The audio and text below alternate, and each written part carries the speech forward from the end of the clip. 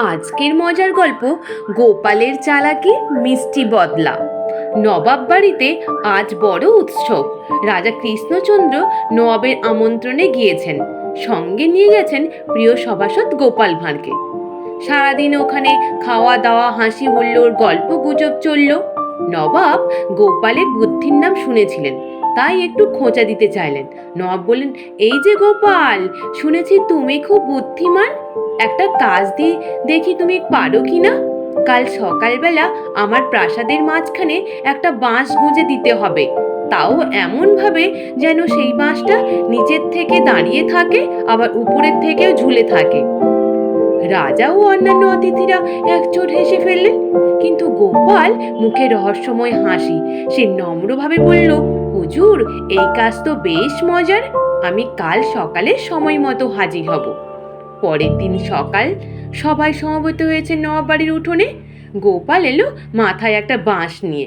সে বলল, এই বাঁশ আমি এমন ভাবে গুঁজবো যে দাঁড়িয়েও থাকবে, আবার ঝুলেও থাকবে। সে একটা ছোট্ট মাটির হাঁড়ি আনলো, হাঁড়ির মধ্যে কিছু বালি ভর্তি করে তার মধ্যে বাঁশটাকে গুঁজে দিল।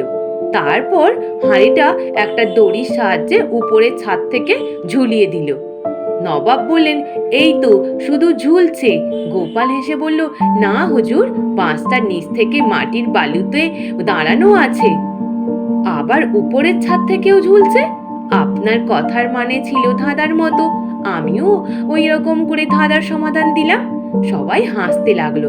নবাব নিজেও মুগ্ধ হয়ে বললেন, বাহ, সত্যি তুমি বুদ্ধিরত্ন। আর এক কাণ্ড, মিষ্টির বদলা। পরদিন রাজা ও গোপাল নবাবের দেওয়া মিষ্টির একটা বাক্স নিয়ে ফিরলেন রাজসভায়। কিন্তু গোপাল খেয়াল করলেন মিষ্টির কিছুটা খুব নুন লেগে নষ্ট হয়ে গেছে। এটা বুঝে গোপাল মুখে আবার সেই রহস্যময় হাসি।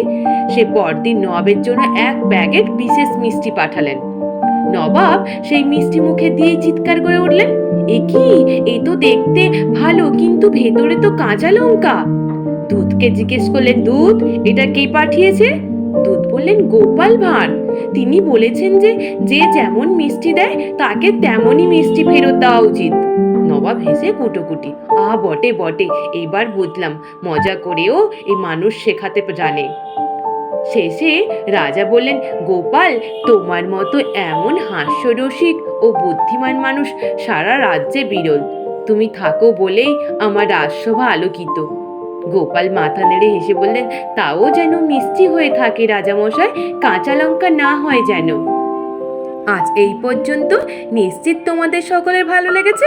আর যদি ভালো লেগে থাকে তাহলে একটু লাইক আর সাবস্ক্রাইব করে দিও। আর তোমরা সকলে ভালো থেকো, কেমন? টাটা।